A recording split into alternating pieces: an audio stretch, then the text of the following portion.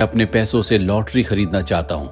ये सुनकर अकाउंटेंट हैरान हो जाता है क्योंकि अभी कुछ ही दिन पहले वो अपना पैसा रिस्क की वजह से शेयर मार्केट में नहीं लगाना चाहता था। जेरी उसे समझाता है कि ये जो लॉटरी है उसमें से 6 में से 3 नंबर मैच करने का 54 में से 1 चांस है, जबकि 4 नंबर मैच करने का 1500 में से 1 चांस है। और अगर हम $2000 की लॉटरी खरीदें तो जब रोल डाउन होगा तो 4 नंबर मैच करने के हमारे कम से कम 1 लॉटरी के चांस होंगे, जिससे हमें $1000 मिलेंगे। और 3 नंबर मैच करने वाली लॉटरी कम से कम 36 हमारे पास होंगी, जिससे हमें $18 मिलेंगे, क्योंकि जब 3 नंबर्स मैच करते हैं तो हमें 1 लॉटरी के टिकट के बदले $50 मिलते हैं। इस तरह से हमारे पास टोटल $2800 होंगे, यानी कि हम $800 प्रॉफिट में होंगे।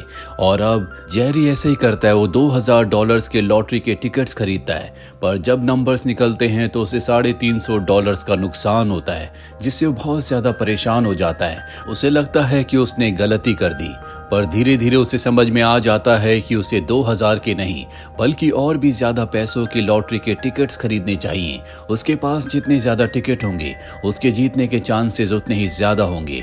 इसीलिए उसके रिटायरमेंट के जितने भी उसके पास पैसे होते हैं, जो कि $8000 हैं, उन्हें लेके अगले महीने वो दोबारा स्टोर में जाता है और $8000 के लॉटरी के टिकट्स ले लेता है। और जब लॉटरी के टिकट्स का रोल डाउन होता है तो वो उसकी कैलकुलेशन करता है। वो स्टोर में बैठकर कई देर तक अपने लॉटरी के नंबर्स को लिखता है, और जब उसके सामने फाइनल कैलकुलेशन आती है तो उसकी आंखें फटी की फटी रह जाती है, क्योंकि $8000 के बदले $15700 का प्रॉफिट हुआ है, जो कि उसकी उम्मीद से कई ज्यादा है।